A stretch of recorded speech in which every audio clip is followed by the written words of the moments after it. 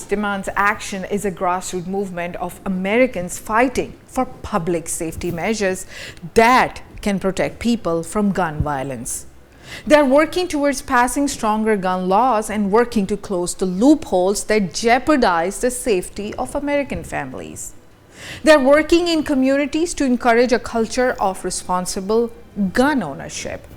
Their slogan is, "Together we will end the gun violence." Mom Demands Action was formed in 2012 for gun sense in America. And since then, they have pushed back against the gun lobby and fought for common sense laws and policies to make our country safer. This is a network of parents, moms, dads, teachers, survivor families, students, friends, and all Americans. Today in our show, we have Liz Hanks, who's a volunteer leader of Moms Demand Action, Texas chapter. Thank you so much, Liz, for joining me today in my show. It's a pleasure to have you on this platform. Tell us about what is Moms Demand Action. Thank you so much for having me. Of course, Moms Demand Action is a grassroots gun violence prevention organization. We're all volunteers. People who, mothers and others, you don't have to be a mom to be. I saw like there's like moms and dads and grandparents and neighbors and families. There's a long list. Right. Yeah. It started with one mom, Shannon Watts, who right after Sandy Hook was looking for some sort of organization like MAD, Mothers Against Drunk Driving, to fight gun violence in the United States, and she didn't find anything. So she created Moms Demand Action. Oh. And then it just snowballed, and now we have millions and millions of supporters throughout the country, and I'm the Texas chapter lead here in Texas, but I live here in Houston, and I've been a volunteer for maybe 5 or 6 years. And it was when we were moving. I'm from Texas, but we lived a bunch of other states, and when we were moving back to Texas a few years ago, it just occurred to me that we were going to be in a state again where a lot of people do own guns, and it was going to be a part of the conversation, and I wanted to be a part of the solution in finding just reasonableness. What pushed you towards it? What was the trigger point? Because we all have our own trigger points in life, and we feel like this is the time I got to do something about it. I got to join this group. Yeah, there was a moment for me. I was hiking in Boston with some friends of mine with our little toddlers. And my friend's daughter, Minnie, who was in kindergarten, had just had her first day of school. And she came and told us how they had hid in the closet from a bad guy. Oh my goodness. Her mother and I just looked at each other like, what is this? There had been no warning to parents that there would be any kind of lockdown drill. Oh. And so we started crying. It was so sad. Yes. This 5-year-old relaying this to mothers, like, and you as parents didn't even know that it happened. And that's like 6 years back. And in 6 years back, and it was like it was just it just came and hit you, because as a parent sometimes you don't know you live in this world, and it just suddenly comes in front of you, and you're like looking face to face, and you're like, hey, I never opted out for this. Exactly. And I had a 1.5-year-old. She was my eldest. And I thought, I'm going to have to do something about this. Yeah. I don't want my child to take part in a drill like this if it's not totally necessary. And I just needed more information. I needed to understand why we're doing this. It is so difficult for us adults to absorb the reality. How are we expecting these little tiny thoughts to understand that? Right. And process it. Yes, all of that. And now we have some research that shows that these drills can lead to anxiety attacks and depression, and probably in certain cases PTSD in teachers as well. I'm sure.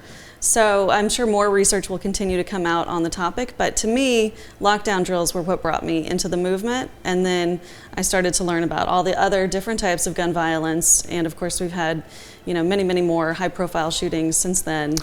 Yeah. But really, in terms of numbers, most shootings are just shootings that happen on a day-to-day basis. They're domestic violence related or they're community-based shootings. Yeah, domestic violence is something which we will be talking in a bit. But let me just ask you this question as well. Like, are there any public safety measures that can protect people, you think, in your opinion, from gun violence?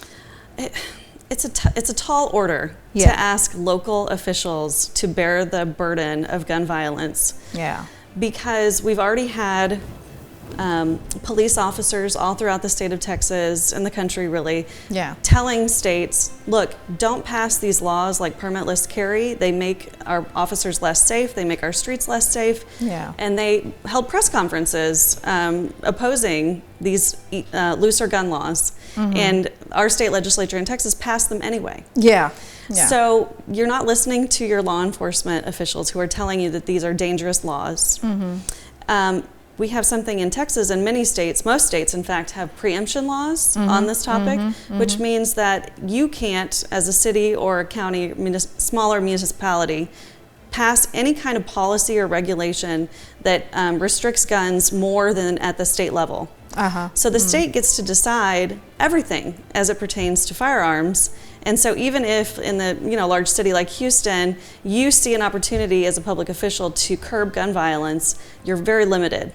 Because the state will sue you if you run afoul of those preemption laws. So it's hard to have a lot of success. Yes, but my next question would be like, you're a Texan. You were born here, and Texas is mostly rural areas, and obviously they need something. If you're living in rural areas, you need to protect yourself at times because it could be any situation. Well, sure, and that's why I think, wouldn't it be great if we did trust our local officials to decide what kinds of gun policies are a best fit for their own community?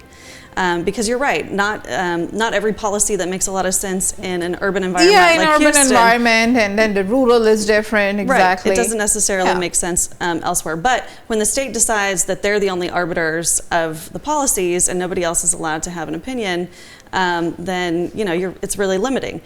That said, I have to give a lot of kudos to some of our local officials who have done some things that they are allowed to do to try to curb gun violence here in Houston in particular. Coming to Houston and Texas, what chapter, what victories you guys have achieved, you think, so far? Well,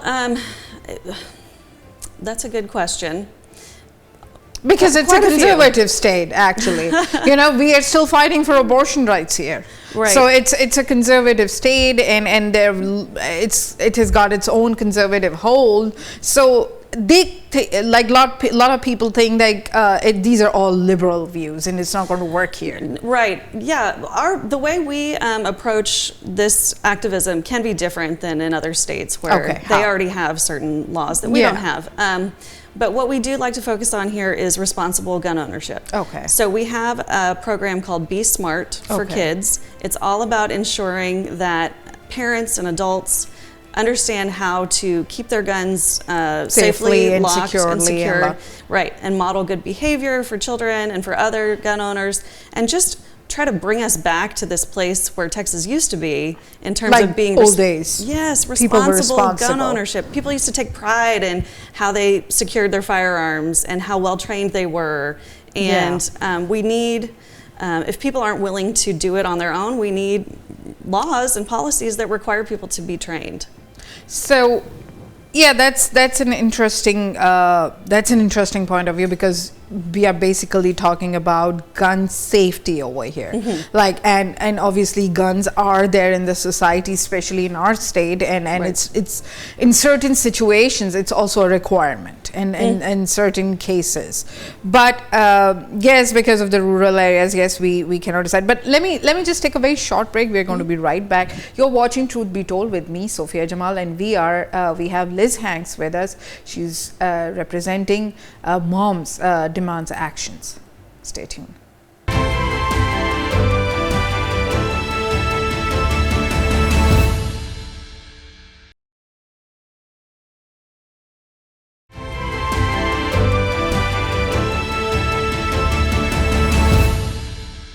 And welcome back. We have got Liz Hanks with us from Texas chapter of Moms Demands Action.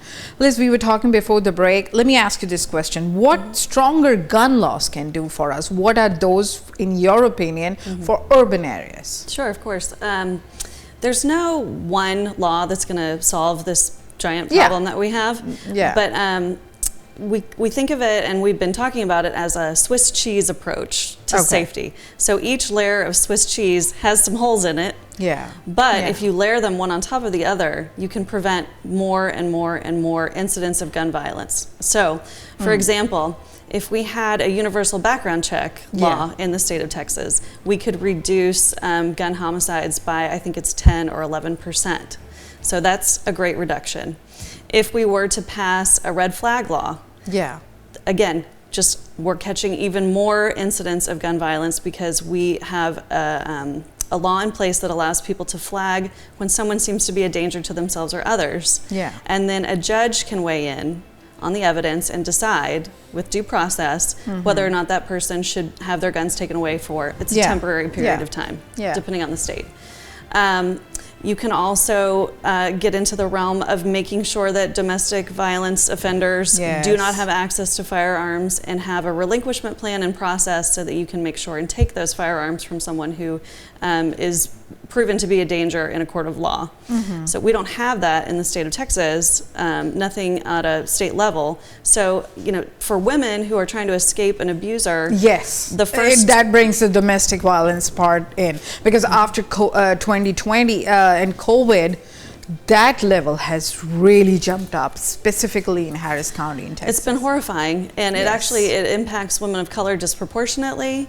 And the first 24 hours after a woman tries to leave a situation like that are the most dangerous. And if you can't ensure that that abuser doesn't have access to a gun, it's that much more dangerous. In fact, I think the statistic for women who are in an abusive relationship and are I think they're 5 times more likely to be shot if there is a gun in the home.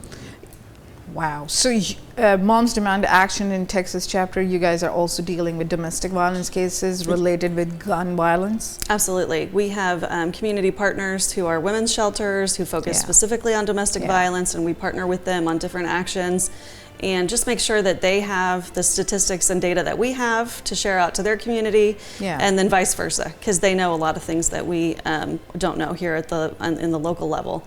But just recently, we've had I've had personal calls with friends from women in the AAPI community trying to escape an abuser and feeling powerless to do so. Just don't know where to turn, don't know how to make sure that that person doesn't have access to a gun. And we really don't have a lot of solutions or options for them.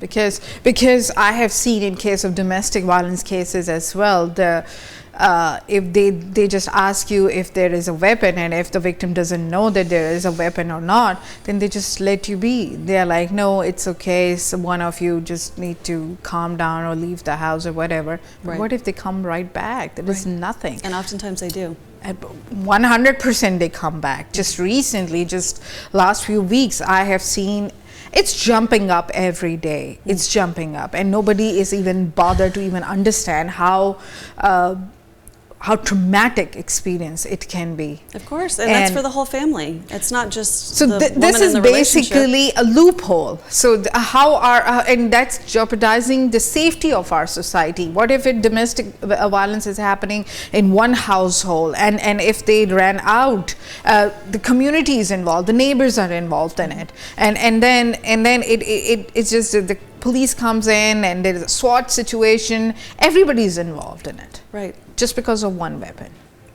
And it's just that we were thinking that person has to be responsible enough. How? Let's just make the access bare minimum or zero almost. The real issue is our organization is not opposed to the Second Amendment. We're not opposed to gun ownership. In fact, we have a lot of volunteers who do own guns, and there's I'm sure. Like I'm talking about Fort Bend County. Even the DA own guns. They know that. I mean, probably if I would be living in a rural area, I have to as well. Because just to protect myself, because I don't know who can walk in, what can happen.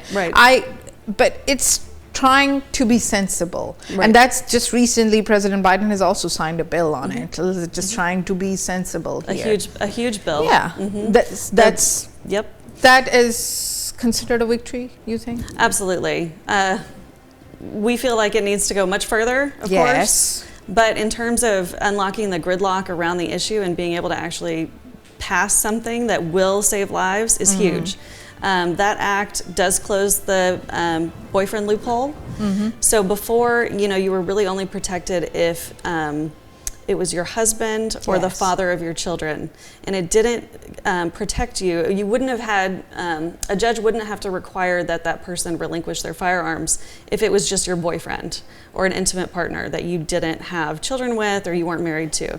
But if you were living with them, for example, that you would fall outside of that loophole. So now this closes that loophole, which is great. Which is good. But to your point, we still need a federal law that requires a background check on every single gun sale. We don't have that. Some states have it at the state level, and they have less gun violence in their state as a result. But wouldn't it be great if we could get a federal law to make sure? Federal law can close in a lot of issues or loopholes, whatever. Okay, let's coming back towards the community. How Moms Demand Action is engaging with the communities. How are you encouraging the culture of responsible gun ownership? Right. So I mentioned our program Be Smart earlier. That is basically a presentation, and it comes with materials and things that you can hand out. But so we'll go to community events and table and just teach people what is Be Smart. It's about the acronym SMART, S-M-A-R-T.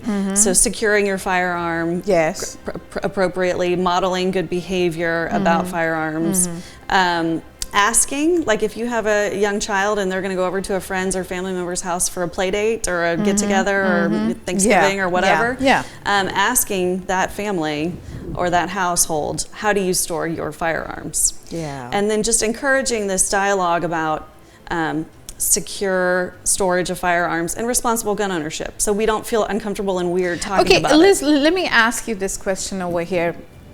NRA also has a website, and when you go on their website, they have all these pointers over there, and they talk about it openly, and they say, oh, we are also about. So what is the difference here? Well, I see the difference as, the NRA did used to be more about gun safety and gun responsibility, but they have drifted very far from that. But now it's more about making more weapons and selling more weapons, probably, and making their lobby stronger, probably. As far as we're concerned, the gun lobby is the NRA and vice versa. And their whole agenda is to make sure that as many people can buy guns as possible and can carry them into whatever spaces they want. So, coming now without license even, Right. They want no laws, no rules around guns whatsoever, which is just preposterous. How does that's not workable. It doesn't work with societies. Yes. To me, so the current request from the families in Uvalde is to raise the age to purchase a handgun to purchase a long gun, an assault style rifle, from 18 to 21.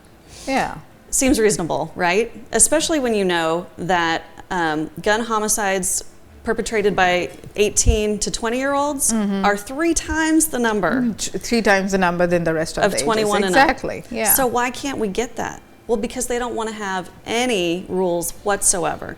And in fact, I think in the Texas legislature this session, you'll see a fight to lower ages, like permitless carry go from 21 to 18, as opposed to the other way around. And so it's just mind-boggling. It's frustrating as well at times, because you feel like it's also our right to be safe. We demand safety in our societies and within our neighborhoods and our communities, and it just feels like basically we are sitting ducks, And what we can do, and we can do a lot, but what we can do sometimes feels small. Like you were asking me, what else do we do in the community? My city council member here in Houston, Abby Kamen, has been working on gun locks and gun safes, distributing them for free to community members who want them. And we've helped her in that endeavor, and that's great. Right? Again, encouraging responsible gun ownership. and constantly advocacy really help, It's like just hope for the best, rather. Absolutely. And I know at the city and county levels here, We have funded violence interruption programs Yes. to try to stop the cycle of gun violence before it continues and perpetuates. Yeah. So if we can get people to understand that those types of programs do save lives, Yes. and it's kind of a long-term investment, but you will see and It reap those conditioned the benefits. society certain way, and then Right. These aren't silly, fluffy programs. They are actually a way that we can impact gun safety at a local level, and people should get behind them. They really should. Thank you so much, Liz, for joining me today and giving us your opinion. And it's great to have you. And for future endeavors, if you think that you need our platform, you're always welcome. Thank you so much. Oh, thank you for having me. Thank you so much.